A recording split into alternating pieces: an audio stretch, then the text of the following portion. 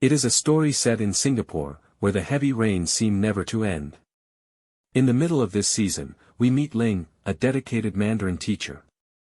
She is thoughtful, caring, and hardworking, but her life is filled with challenges. Every day, she teaches her students, often staying back after school to help them in extra lessons, even though most of the time, hardly anyone shows up.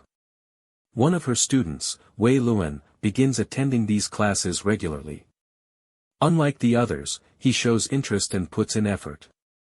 Ling notices his sincerity and quietly encourages him. Outside of school, whirlwind also trains in martial arts, and sometimes his journey and struggles reflect the same determination she sees in the classroom. At home, Ling's days are heavy with responsibilities. She looks after her father-in-law, who is bedridden after a stroke. She feeds him, keeps him comfortable, and shows him great patience. On top of this, her own life feels weighed down by disappointments and an absence of joy. Yet, even in this difficult routine, she never loses her kindness. The film slowly brings Ling and whirlwind's worlds closer. He begins to rely on her guidance, not just for language, but also for encouragement in life. She, in turn, finds comfort in his respect and sincerity.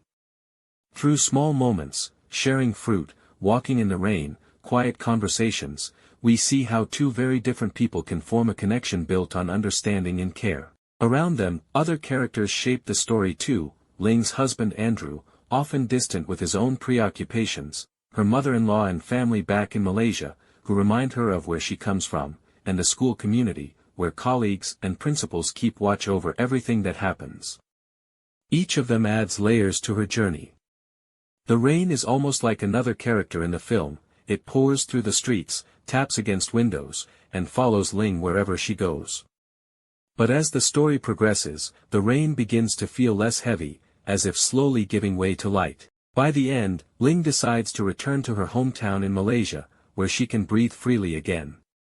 The final scenes are filled with sunshine breaking through after long days of storm. It is a gentle sign of hope, showing that after every difficult season, there can be renewal. This is the moving and heartfelt journey told in Wet Season, 2019. Life, just like the rain, can sometimes feel endless, heavy, and without pause. But seasons always change. Even in the hardest moments, there is a chance for renewal, for light to return after long shadows. Wet Season reminds us that struggles do not last forever. What matters is the strength to endure, the patience to care, and the courage to begin again. And often, it is in the quietest moments that we discover the deepest truths about ourselves.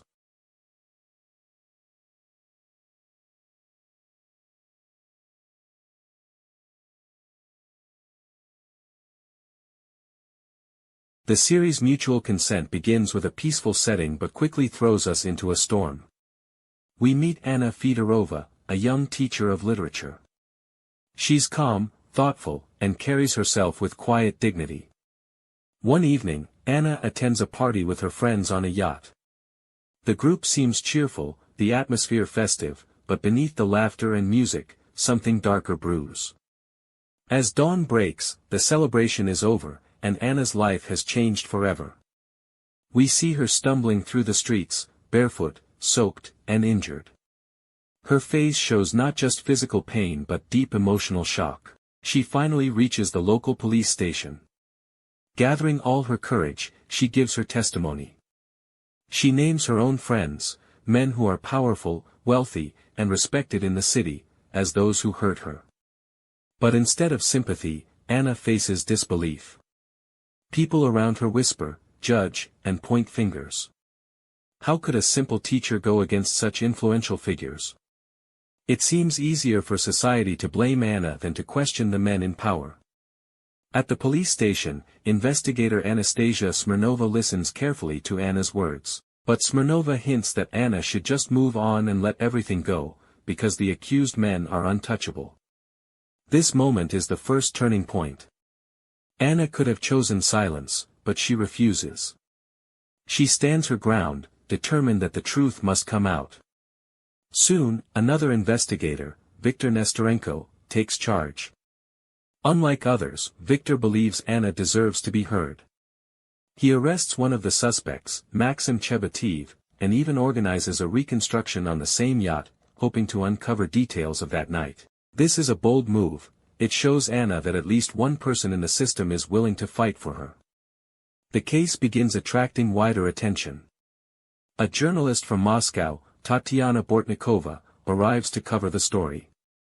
She's sharp, fearless, and determined to shine a light on what happened. Victor even shares case materials with her, trusting that her reporting might push the truth into the open.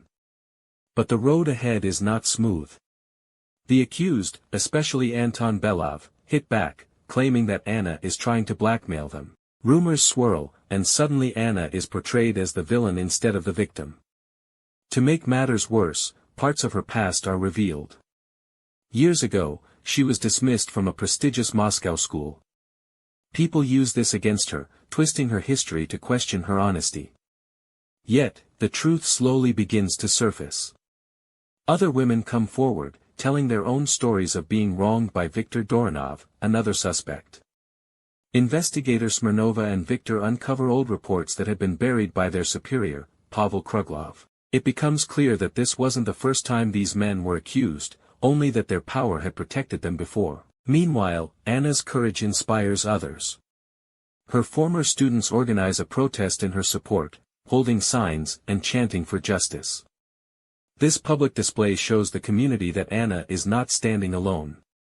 Still, the battle is far from over.